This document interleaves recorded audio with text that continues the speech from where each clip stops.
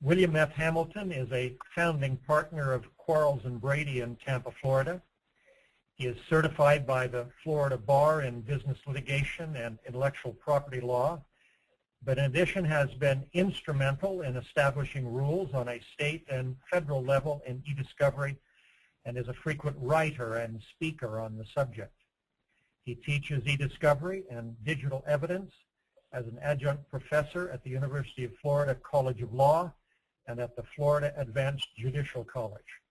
He is a member of the Sedona Conference. We are proud to have Bill as a member of Bryan University's advisory board and as Dean and Department Chair of e-discovery at Bryan. We're also pleased to have with us Helen Bergman-Morey. Helen, too, is a member of Bryan University's advisory board. She is an e-discovery expert with many years of experience as a practicing attorney in commercial litigation in federal and state courts. For the past 12 years, she has focused her practice on cost-effective and efficient e-discovery processes on behalf of clients, first with K&L Gates in Seattle, and now as principal of Lex Aperta. She advises public and private organizations on litigation readiness and in designing and implementing document retention systems. She is a member of the Florida Bar and the Washington Bar and of the Sedona Conference. As evidence of the power of today's technology, Bill joins us from Tampa, Florida, and Helen from Seattle, Washington, from one side of the country to the other. For those in the audience who have questions, you may use the chat feature in the webinar control panel on the right of your screen. We have a large audience today, and we will take the questions in the order received. Bill and Helen, we welcome you and thank you for being here. We look forward to your presentation. Bill? Thank you very much, Don. It's a pleasure to be here and a pleasure to have this wonderful group to talk about e-discovery search to. Helen and I are colleagues going back many years. We both practice in the days of paper, and the digital revolution has hit our practice as it's developed. Many years ago in the paper environment, the production of documents was not the issue it is today. It's become a huge problem, which has led us to the search for red-hot documents, which is the title of our presentation today. What's very interesting about the world today is how the information era has impacted litigation. We've been faced with a data deluge that's really overtaken almost every other industry in the past 30 or 40 years, and finally it's a wave that's landing on the shores of litigation and litigation process. And what's going on right now is the litigation world and the litigation environment is trying to determine how we can transition from a paper environment into a digital environment. And the transition, frankly, has not gone especially well.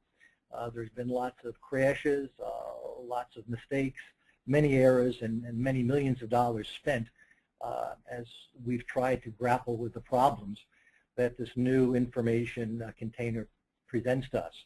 Information's no longer merely writing, which was invented some 5,000 years ago. It's no longer merely printing, which, as we all know, came about in about 1450 with movable type.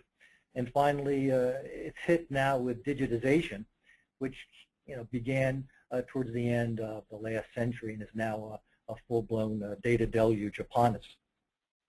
As I mentioned, the question really is whether the legal system can survive the impact of this new information container. One of the coincidences, force of circumstance, so to speak, that's created this problem is the existence within the United States judicial process of something that's somewhat unique in the world, and that's discovery. Many people don't know that discovery was a relatively, when I say relatively, recent invention in the U.S. judicial system. It was became part of the federal rules of procedure in 1938. Before that, litigation was a little bit like arbitration can be today. That is, you muster your evidence in terms of documents, information, or whatever, and you muster your witnesses, and you go to the hearing, and that clash of information and clash of forces produces the truth. And there were lots of surprises at trial. Sometimes a surprise would be characterized as an ambush. And in 1938, and prior to that, it was decided that we want to really exchange more information before we go to trial. And that led to this discovery process, which really isn't part of the jurisprudence of civil law countries and most of the other countries in the international community. What this has done, though, is that really when it was designed, it never anticipated, that is, discovery was never anticipated to handle the volume and complexity of electronically stored information. Back in, say, 1950 and 1955, when you look at the rules that calls for the inspection and production of documents, literally what would happen is there'd be one contract, perhaps, and there wouldn't be copies of it. It would be the signed contract, and the attorneys would visit the office of the other counsel and take a look at the document, inspect it. Of course, copying came about, which created some ease in terms of creating duplicates. But we never had to face the complexity that we now have to face with this new information container. Because what electronically stored information presents us is something entirely new. And it presents us with entirely new issues related to the volume of information. It presents us with information with complexities with respect to this information in terms of metadata. Another way of looking at that is that what you see on the screen is only a tip of the iceberg of the information that's really contained within this wonderful machine that's called a computer. We have the co-location or the dispersal of data in many, many different locations and stored in many, many different locations. We have this immense variety of electronically stored information. Think of the number of extensions on every electronic file that there are. We're all familiar with messages and PowerPoint and Word, but there's literally thousands of possible extensions and forms of electronically stored information. Finally, this information can be retrieved and it can be recovered, which leads us to the next problem, which is search and who needs it. Right, and so really the question is, why are we talking about search? Why is it such an important part of the discovery process now? And really the answer is that it's a question of volume. The way that I remind people to think about this is, say, even as recently as 30 or 40 years ago, your average employee in a corporate environment would keep a fair amount of information around them, but it would be physically limited by the storage space available to them. So they might have copies of memos or things they had worked on, but they would probably have a filing cabinet or maybe only a filing drawer that they could keep that information in. And so they were just naturally limited to that much space. They would normally go through and cull the information they were keeping simply to make room for what they really needed. One of the wonderful things about computer storage is that it is relatively inexpensive, but this leads to an ability to keep much more than you would have otherwise kept if you were limited to the physical storage space of paper. So if you think about the volume of electronic information that your average employee in a corporate environment is keeping, you quickly realize that it is vastly increased from what we were dealing with in the days that Bill was talking about when discovery was relatively simple. And by way of example, if we think about 1 gigabyte of data, many people don't really have a visual idea of what that means. But if you were to print out a gigabyte of information, it would fill the back of an entire pickup truck. And that, that's if you're looking at paper and thinking about going through that and trying to find the relevant information and discard the irrelevant information, that's a huge job. Not only is it a big job, but the human review is the most expensive part of the entire discovery process. And if you think about what it would cost to review that same information, that 1 gigabyte, you're looking even conservatively at about $10,000 to $20,000 just for the cost of that review. Keep in mind, too, that 1 gigabyte is a relatively small amount. Most cases of any size at all are dealing with multiple gigabytes of information. In my current experience, I would say that the average collection per custodian is sometimes between 4 and 5 gigabytes. That would be a very typical size to collect from a single custodian. In most cases involve multiple custodians. So it really points out the obligation we have to find ways of reducing that volume to reduce the inefficiency in the discovery process and to bring the cost in line with the value of each case and make sure that the discovery process itself does not overtake the value of a case.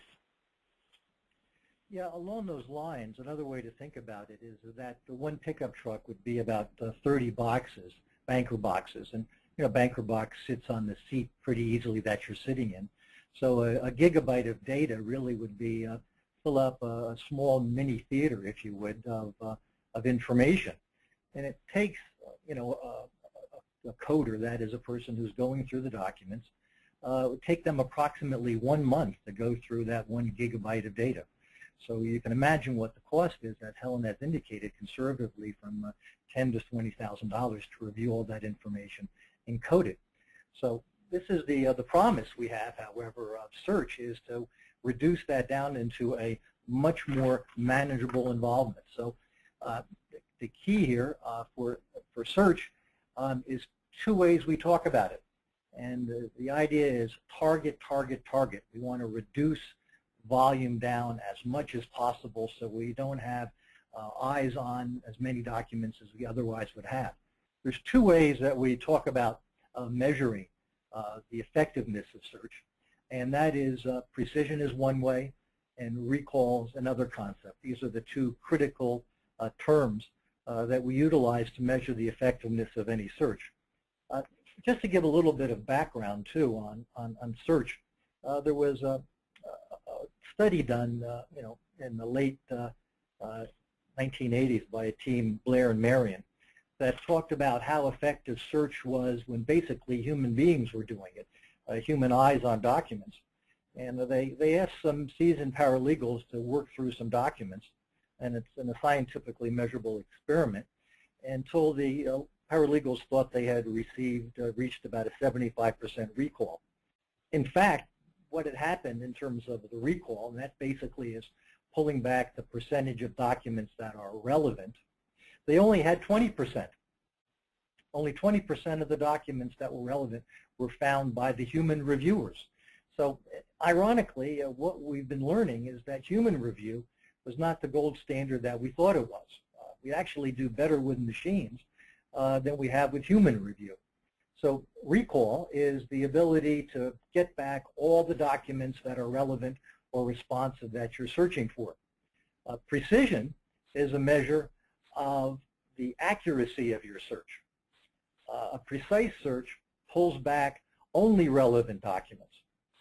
So what we have is a tension in the search process. On one hand, we want to pull back just documents that are relevant. We want as precise a search as possible, because that's going to limit the number of documents that we're going to have human beings review. At the same time, and that's really a cost item, and that's driven by clients and industry, and the tremendous cost of e-discovery require searches that are precise in order to manage them. On the other hand, as attorneys, when I'm going into court, I'm making a certification, at least in federal court under Rule 26G, that I've done a diligent, good faith search of the documents, and I'm producing what I reasonably believe to be all the responsive documents. And that's a measure of recall. So what I'm very interested in as an attorney is not merely keeping the cost down for my clients, but I'm also very interested in making sure we produce all the relevant documents. One, because it's my duty and my obligation as a lawyer, but at the same time, we don't want documents popping up later in the case that are relevant, that weren't turned over earlier, that can cause sanctions, that can cause redoing and taking over of depositions. So what we have here is a tension with precision recall. We want as much precision as possible, but not at the price of good recall. So talking a little bit about what we're trying to accomplish in search and why it's not necessarily a completely straightforward process, it's important to consider what language is like and how human beings use language, which is not in a way that necessarily lends itself to a computer understanding it in a seamless way. So this wonderful example here is just one example of the variety and the texture and the fluidity of the use of human language that sort of demonstrates why it may be difficult to come up with ways to tell a computer exactly what it is you're looking for. Human beings speak in natural ways, and we write in ways that reflect the way we speak. So there's variety in the use of words, there's dialect, there's the context that words come up in, and there's patterns to be found in that, but they're not necessarily uniform and they're not necessarily predictable in the sense that you can sit in your office and come up with a list of words necessarily that's going to capture everything you're looking for, that's going to get you the precision or the recall that you're looking for in using in these automated ways of coming up with search terms. Just as a matter of illustration of the point that Helen was making, just think about some of the texture, richness, and variety of language. There's metaphors, and actually our talk about computers in many ways is composed a lot of metaphors. For example, I'm going to delete that file. You could almost conceive of that as a metaphor. You don't really delete the file in the sense that you take it out the back door and put it in a trash can. Something else is happening within the computer about deletion, but metaphor is a way that we use human language to express ourselves and to express reality. Language is full of similes. Synonyms are a huge problem. Many people use different words to talk about the same thing.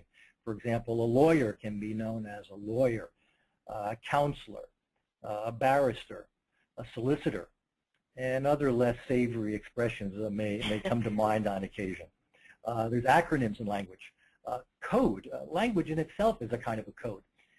What you see to the left is a kind of a code in terms of speaking, a different way of speaking. Morse code. I remember we think of codes mostly as secret codes. I had a case a number of years ago. It had criminal overtones, and there was controlled substances were being passed around, and the code for the substances was wheels. The wheels have arrived. Well, we pretty soon figured out by some use of some sophisticated technology that wheels was appearing in contexts that were very peculiar and unusual, and decoded that rather rapidly.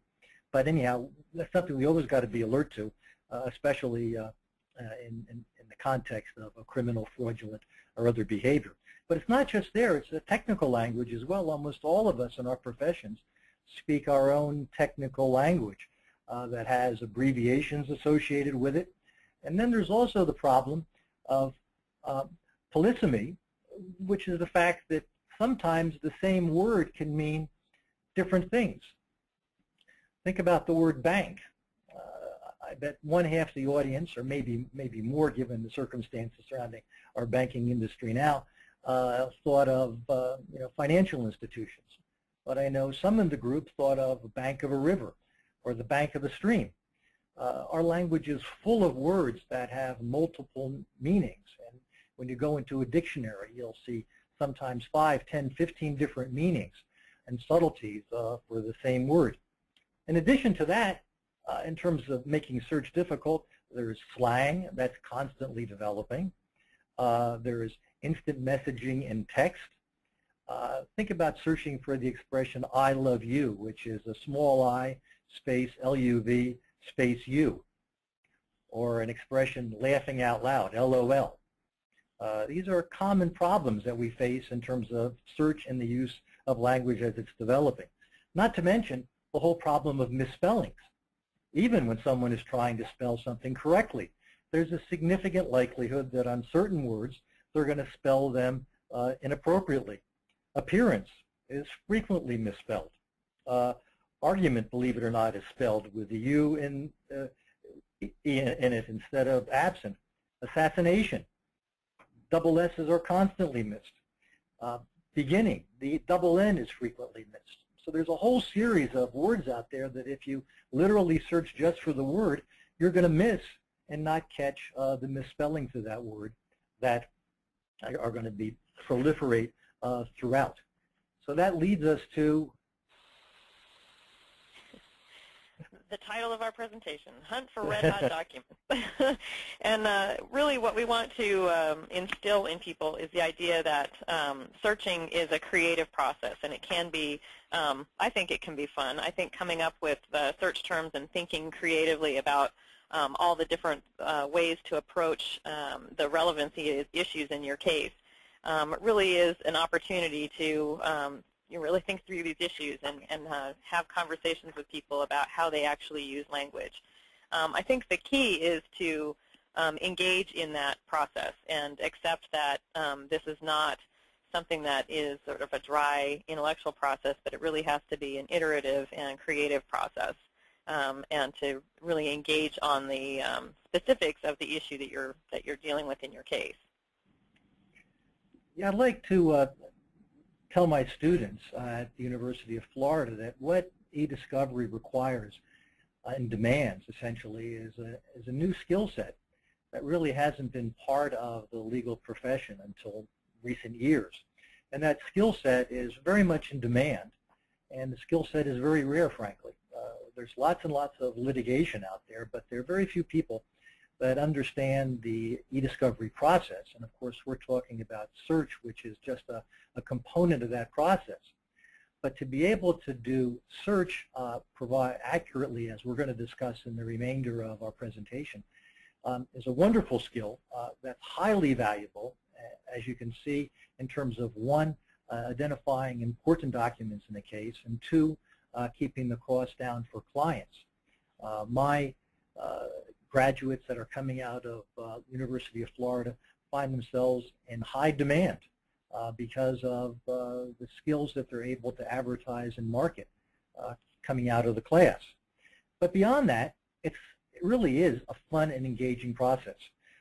And I mean process. As Helen indicated, it's iterative. It's really a collaborative process. One doesn't do this by oneself. One does this with in-house counsel, with IT departments, with legal assistants, and really a collaborative, cooperative process. It's also engaging because it's competitive. You're in a challenging environment where mistakes hurt and victories are wonderful, and there's a success and failure.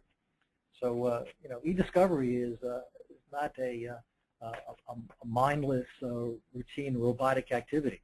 It's an engaged activity requiring discipline, but requiring team effort towards a targeted result.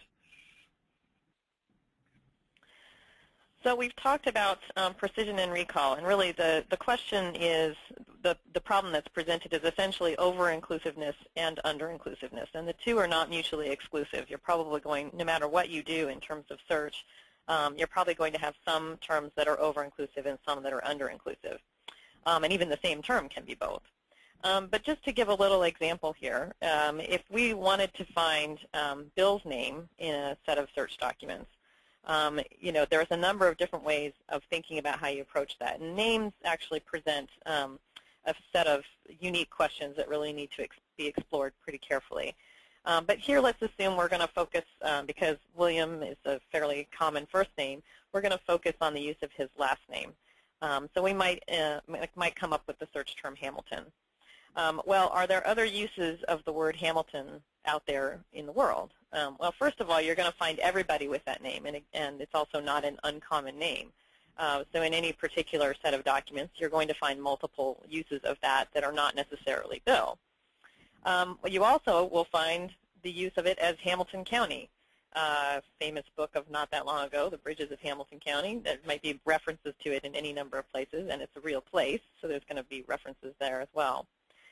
You might also find the use of the brand name Hamilton Beach, which is a blender. So the use of that word obviously is going to present potentially present over-inclusive results, so more than you intended to get, and potentially less than you intended to get. With names, as I mentioned, one of the particular issues that you have to consider is, especially in email, people do not refer to one another by their full names. If I'm writing an email about Bill to someone else, I'm likely to say, Bill told me X, Y, and Z. I'm not likely to say, William F. Hamilton told me X, Y, and Z. So it may be difficult to come up with a search term that will accurately identify all the uses of Bill's name in meaning him without being vastly over-inclusive. So that really presents the problem in a nutshell. So essentially what we found is that just using naked search terms, so to speak, produces, as Helen indicated, over-inclusiveness and under-inclusiveness. It's basically lousy searching. It's going to get one in trouble in terms of cost, and it's going to get one in trouble in terms of recall. So then what we did is we tried to figure out, well, how are we going to do better? And in many ways, what the tail of this presentation is about is how we try and do better. And the first suggestion to come along is to apply Boolean logic, developed by George Boole back in the 19th century. And we've all had experience with Boolean logic probably at some stage in our educational career. And basically, it's using some connectors. Those of you that are baseball fans and know Josh Hamilton, who unfortunately comes here from Texas to beat the Tampa Bay Rays too often, would be familiar with this. I may be looking for myself, and I don't want Josh, so I'm going to say Hamilton, but not Josh. Another connector in the Boolean environment is and. We can link words together with the word and. For example, if I'm looking for Hamilton County, which happens to be a county here in Florida, or perhaps the book that Helen referenced, I can say Hamilton and County. And then finally, there's the or connector, Hamilton or Blender, if I want a more inclusive search. I have to be careful with or. Or can mean neither one, only one of them is true, or either one of them is true. And that gets to syntax. And it's very important when you're using technology, and what we're really talking about is programming software to spider through documents, to identify various words and documents that we're searching. It's critical to know the syntax of the document. It's critical to be able to write it correctly. So a theme that we'll be talking about this afternoon and this morning, depending upon where you're located, is know your technology. Know and understand the syntax. What we have, though, is and this led to a little bit of a struggle for us in terms of how do we use this, because what we would do is we would expand the search terms for recall, because as I said, we want to make sure that we've gotten everything that we have to turn over to the opposition. And I want to be able to make that certification to the court and sleep at night and not waiting for documents to pop up a year or two later. That's going to cause me a headache. On the other hand, we want to use restrictions for precision.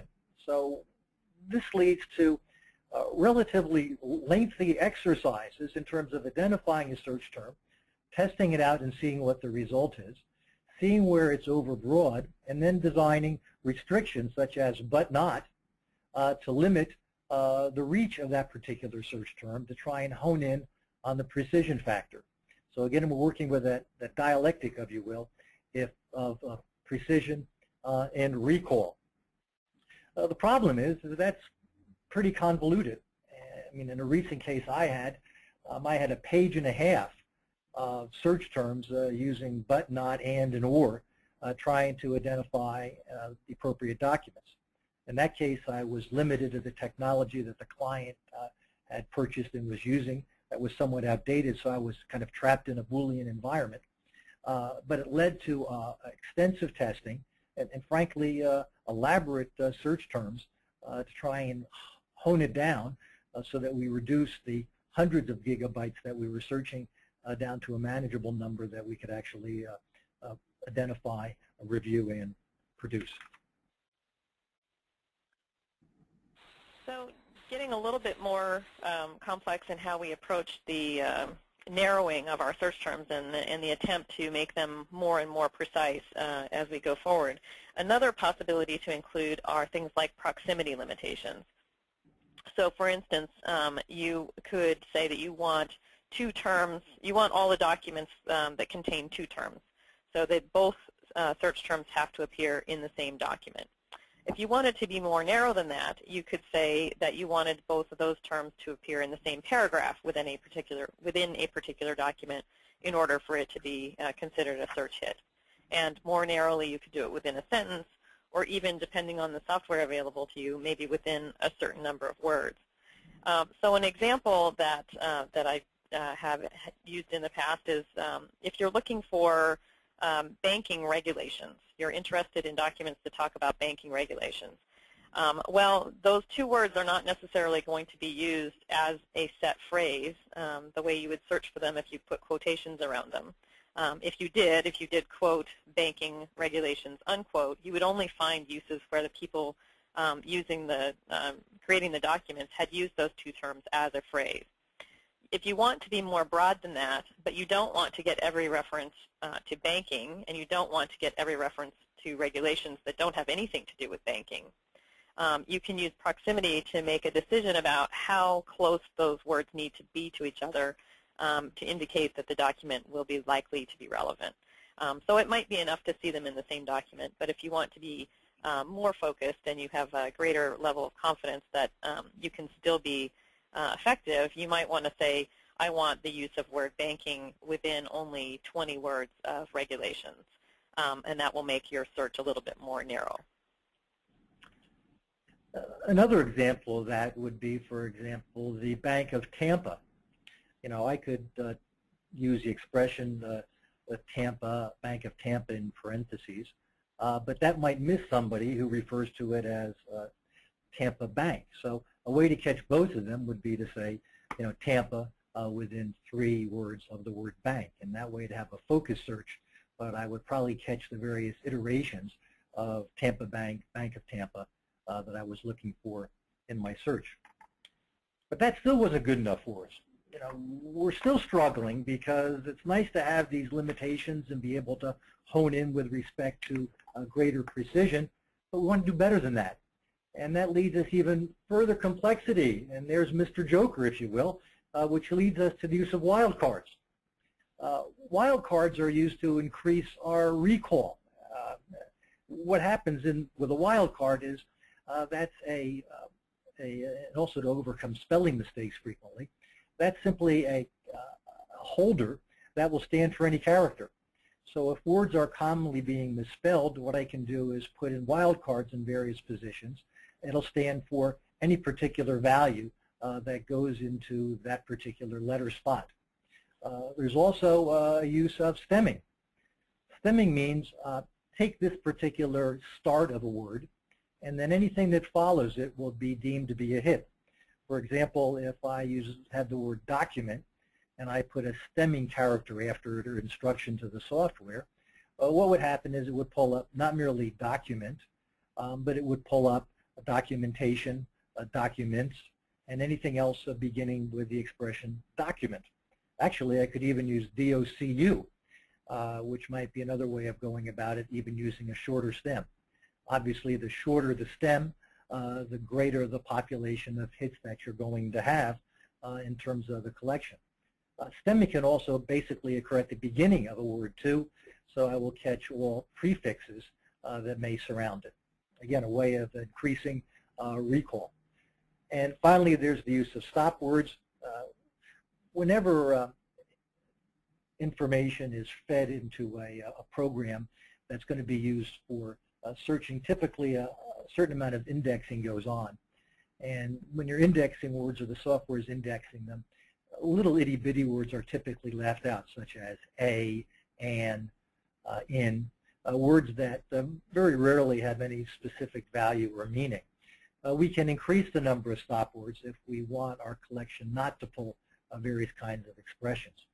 So these are really kind of neat ways we have to go about doing these analytics and culling down our search even more, making it more precise, while at the same time increasing recall. Another wonderful technology that's come about to help us out is fuzzy logic. Fuzzy logic is kind of a way of building wildcards right into the software itself.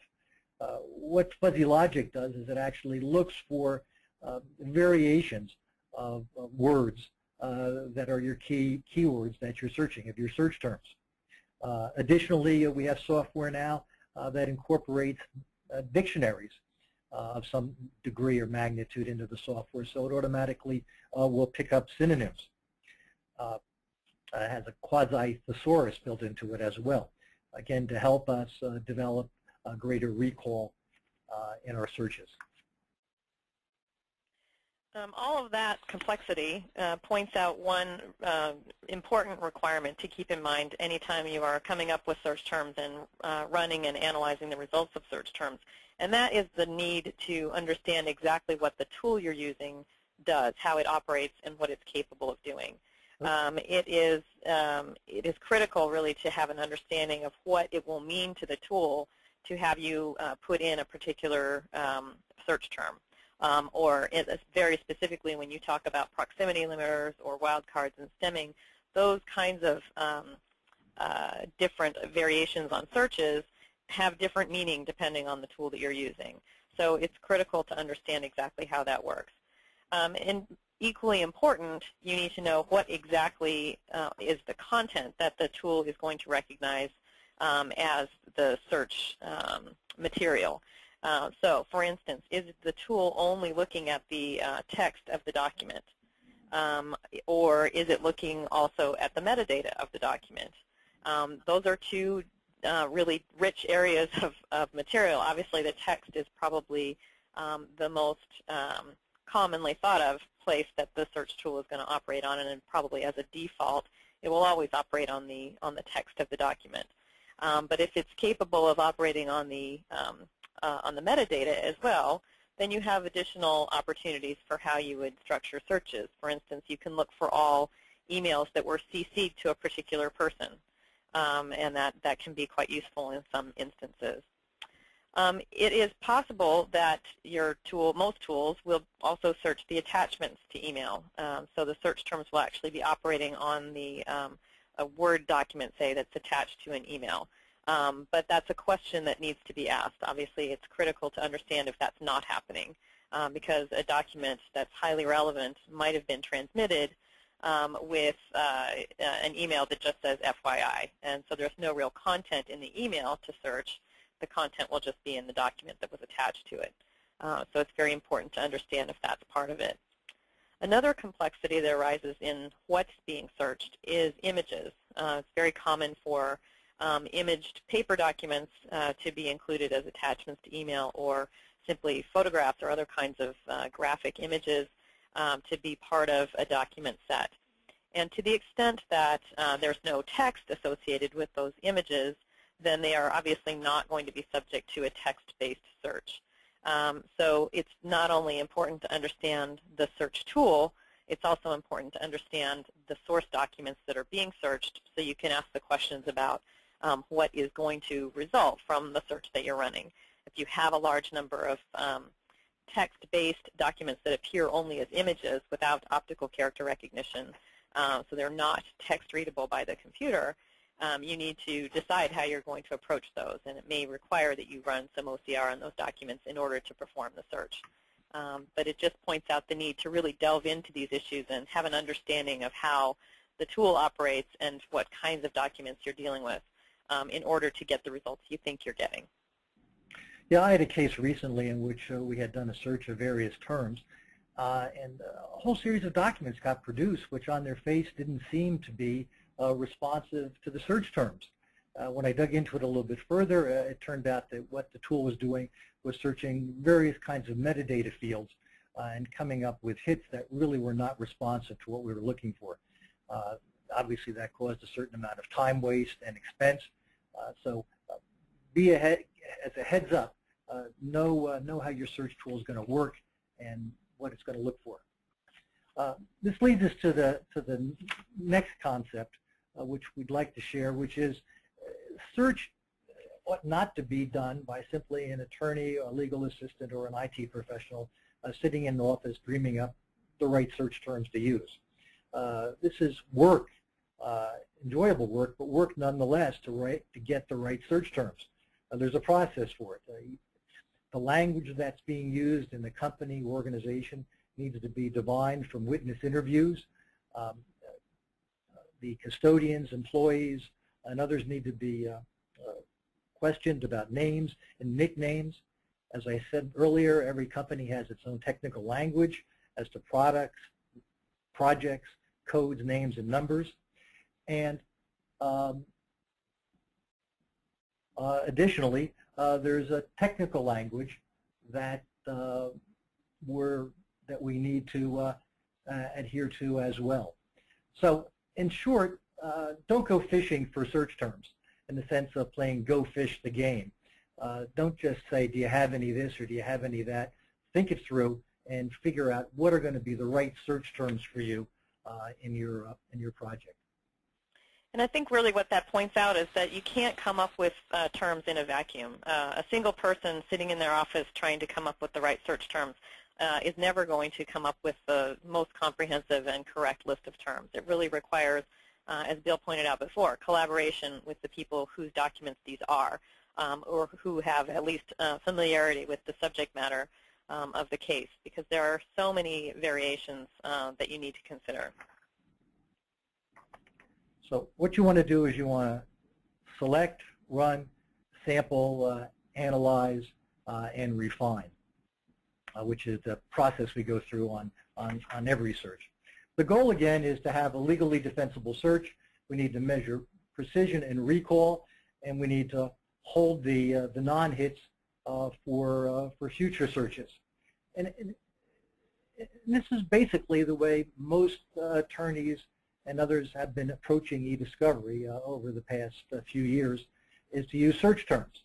But there's a lot more to search now than search terms, because I think we can all see that there are limitations, there are problems, and it's only one of the many analytical tools that there are. In fact, there's been what might be called a second paradigm shift taking place over the last 4 or 5 years, which talks about a new domain of search analytics.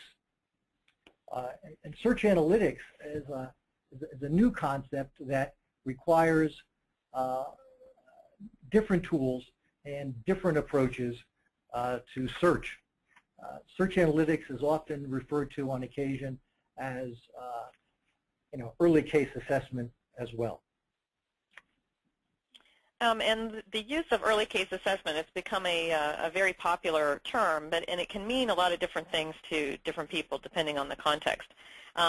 In one sense, sometimes people use it as a way of getting an early look at the material in a case so they can really learn the facts of the case before they get into the process of discovery. And the tools that are now available to do this kind of analysis have made that cost-effective and, frankly, quite useful in many cases where you don't necessarily know all that much about a case going into it. I actually had a great case a few years ago where there was a contract dispute, a basic contract dispute. All of the people in my client's company who had had anything to do with the contract or the project had left. They were no longer available to us as witnesses, but we still had their email. So we were able to go in and do a quick analysis of their email using early case assessment, using actually a concept-based search tool, which we're going to talk more about, and really learn all the things we needed to know about the facts of the case so that we could then go and really nail down the actual terms we wanted to use in terms of finding the relevant documents. So when you're thinking about the opportunities that these new tools present, you have to think about beyond just the language that's available in the documents, all the things that you can see in a set of electronic documents that you couldn't see in a warehouse full of documents. So you can see, the volume that everybody has. You can see the time parameters. Sometimes when things were done can be critical in figuring out exactly what was going on. You can see who received things, who was talking to who in an email communication. You can see the types of ESI that are being created and exchanged between people, and that may be highly relevant.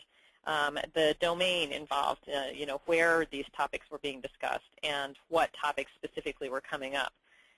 So there's a wealth of information presented in the documents themselves, and when we talk about search, we're often thinking, we're starting from zero and trying to pull out what we want. But I think with the new tools that are available, a great way of thinking about it is there's information there which, using some of these new tools, can be presented to us in a way that teaches us about the documents, rather than us having to try and come up with the ideas in a vacuum.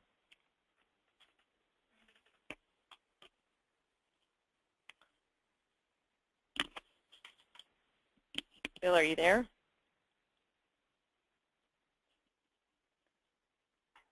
I think Bill may be having a technical difficulty.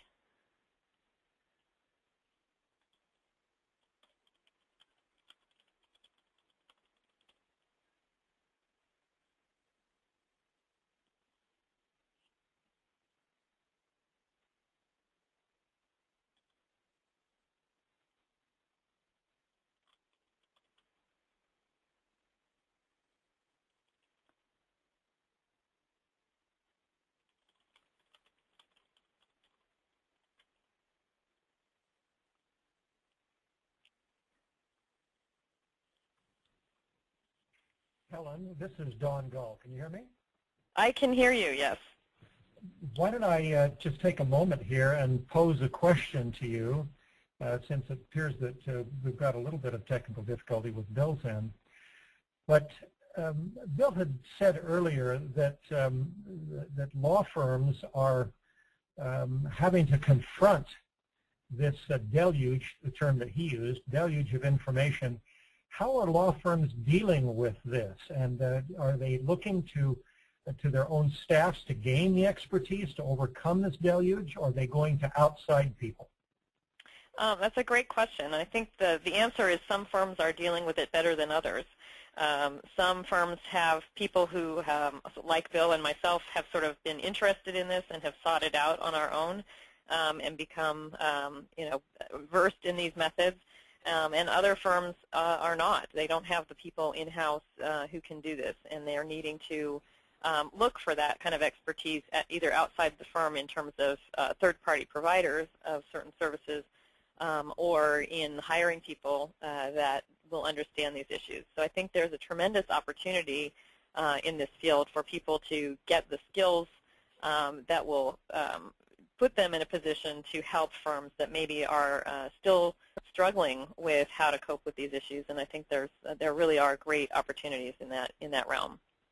What kinds of backgrounds would be the types of people who might learn these skills and gain entrance into law firms or into outside vendors or people who are providing these services? Well, in the past, it used to just be attorneys. You would see mostly attorneys who were getting these kinds of skills, and that was who people were looking to do this work. In the past few years, we've seen a great opening in this area for non-attorneys, people who are maybe have an IT background because the technical skills are so valuable. People who are trained as paralegals, who are already, most paralegals who work in litigation are already very familiar with discovery processes, and they're sort of naturally drawn into this area as well. And really anybody who has an interest in the area, I think there's no real barriers to entry. Obviously some of the work in this area has to be done by attorneys, but a great amount of the work that's involved is done by non-attorneys and technical and other just smart, willing people who are out there getting the skills. I'm back, Don. Oh, I'm sorry, Bill. I'm glad you're back. Welcome. Let's continue with the program, because we've got a couple of very important things to talk about before we end. And the first one is what we labeled the revenge of the algorithm, and that's a new analytic that's come about in the past few years. That's known by a couple different terms: clustering, grouping, conceptual searching, and even more recently the term predictive coding. And we're going to spend a few minutes talking about this because this is really where search is going. We're almost getting to the point where there's such a tremendous volume that we've got to reduce it, and even reducing it by 90%, by 95%, by 99% leaves still a voluminous documentation that's almost too great to turn over to human review.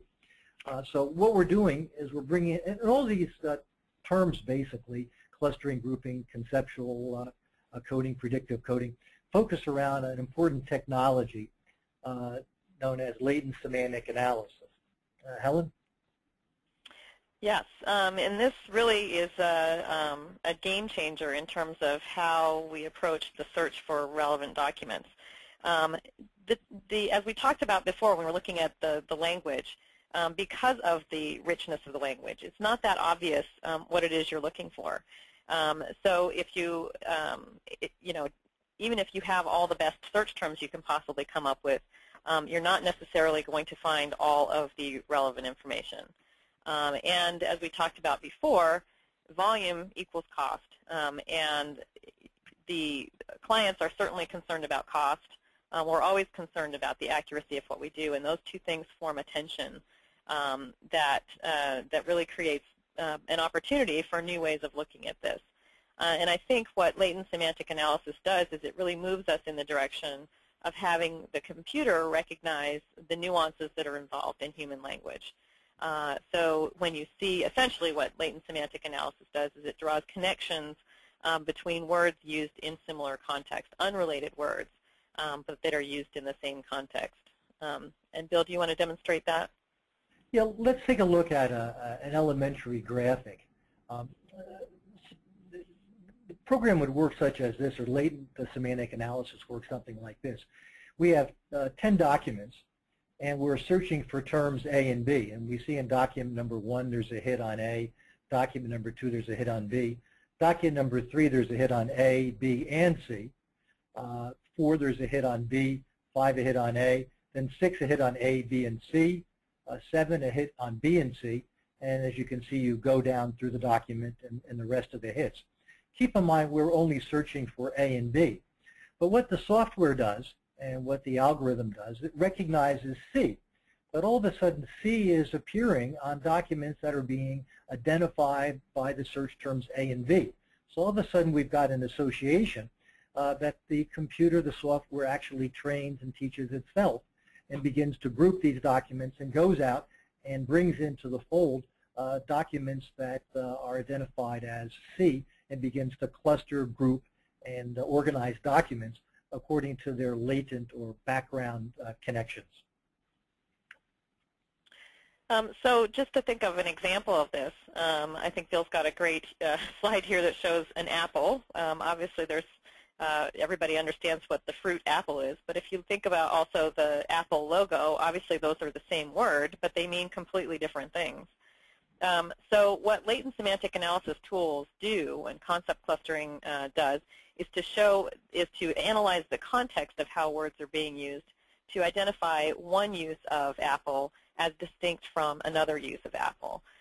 So when you see, when the computer reads the context, it will show relationships where they otherwise wouldn't exist, and it will show where the same word may have two different meanings.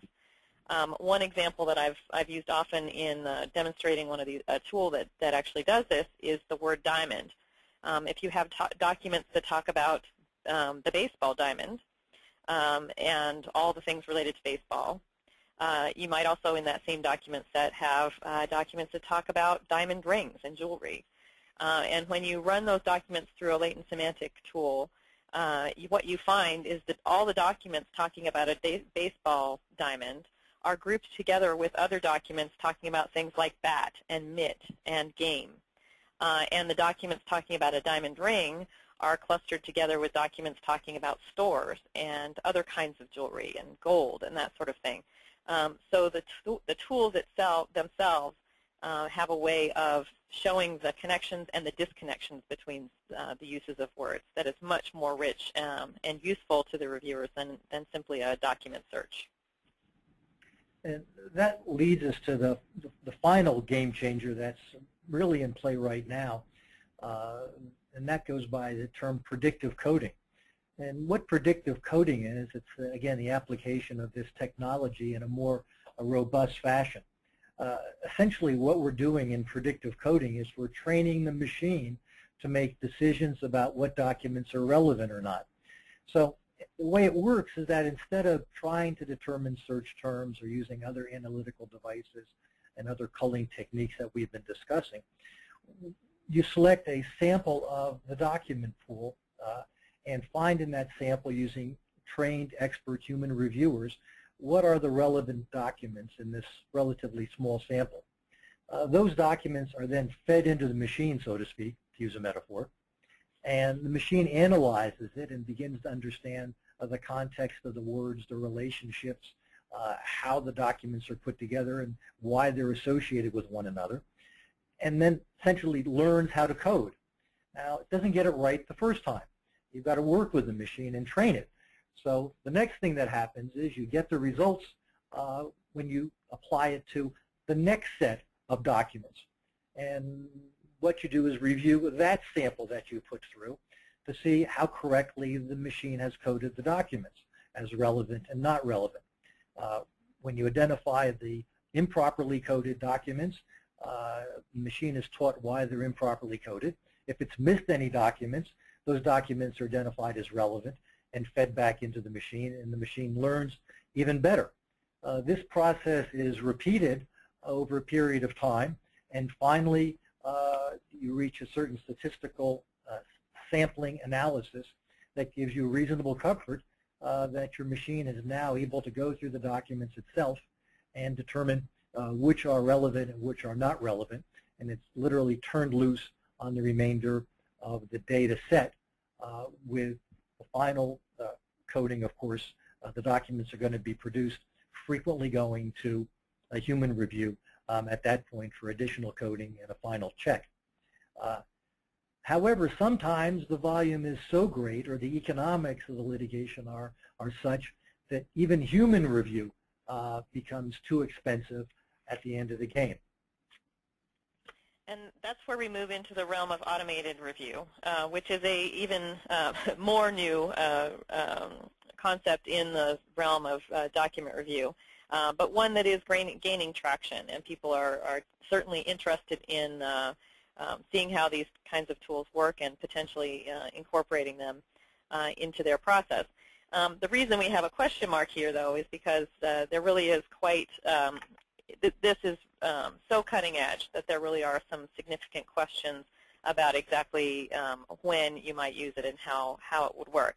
But essentially what automated review means is that the computer itself is making all the decisions about whether something is relevant or not relevant, that there really will not be an element of human review involved in the process at all, and that the end result of this process you put the documents through is production-ready results.